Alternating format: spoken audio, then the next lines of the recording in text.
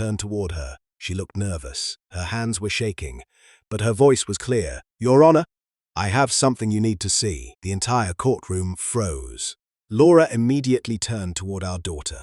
For the first time that day, she looked afraid. Emily stood there with her phone clutched tightly in both hands. The courtroom fell completely silent. Even the judge looked surprised. Laura's attorney was the first to react. "Your Honor," he said quickly, "the witness list has already been finalized." Before the judge could answer, Emily spoke again. "I'm not here to testify against either of my parents." She swallowed hard. "I'm here because I don't want this court to make a decision based on lies." Her voice cracked slightly, but she didn't sit down. The judge studied her for a few moments, then asked calmly, "How old are you?" 18. "And what is it you want to show the court?" Emily looked down at her phone. "A video." Laura suddenly stood up. "Emily, sit down." It wasn't a request, it was an order.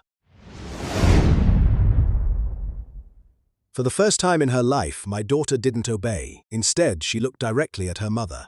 "I'm sorry, Mom." The words were soft, but I can't stay quiet anymore. I had never seen Laura look panicked before. She immediately whispered something to her attorney. He stood again. "Your Honor, we object to it introducing unknown digital evidence without proper review." The judge nodded thoughtfully. "That's a reasonable concern." Then he looked back at Emily. "When was this video recorded?" "About 8 months ago." "Did you record it yourself?" "Yes."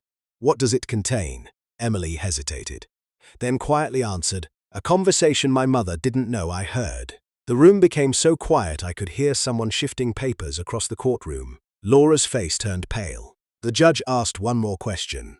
"Why didn't you bring this sooner?" Emily's eyes filled with tears. "Because I kept hoping my parents would work things out." She paused. "When the divorce started, I was scared." Another pause. "But when I heard my dad being called a liar today," she looked toward me for the first time. "I couldn't let it happen." The judge requested the phone. A court clerk connected it to the courtroom display system. Every person in the room watched the large monitor. Emily pressed play. The recording began inside our living room. The date stamp showed it had been recorded months before the divorce was filed. The camera wasn't aimed at anyone.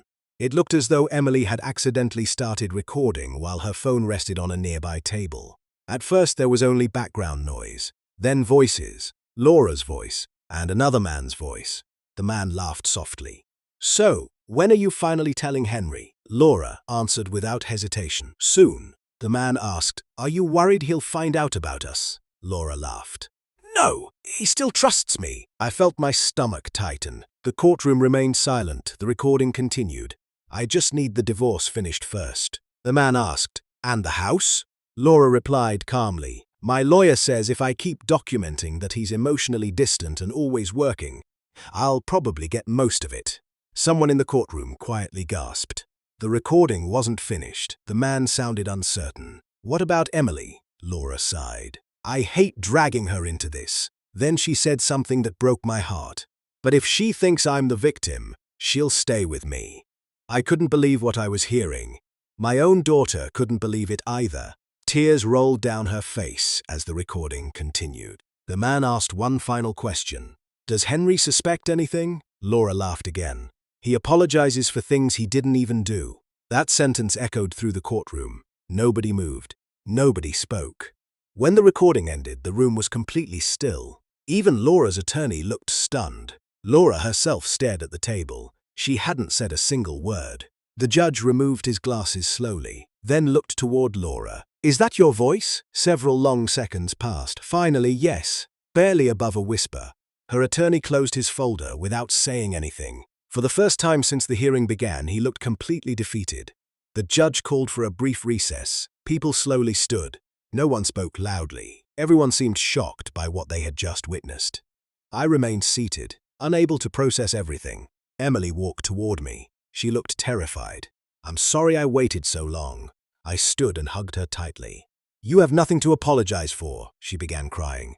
"I thought if I stayed quiet, maybe our family could still be fixed." I held her a little tighter. "You were trying to protect everyone." She nodded. "But I ended up protecting the wrong person." As we stood there, I noticed Laura watching us from across the courtroom. Her confident expression was gone. The woman who had walked into court believing she controlled the outcome had disappeared. In her place stood someone who knew the truth had finally caught up with her. When the judge returned 15 minutes later, he looked directly at both attorneys. Then he said something that changed the entire direction of the case. This court has serious concerns regarding the credibility of earlier testimony. And suddenly, the divorce hearing that had seemed hopeless for me only an hour earlier became something entirely different. The courtroom remained silent as everyone returned to their seats. The atmosphere had completely changed.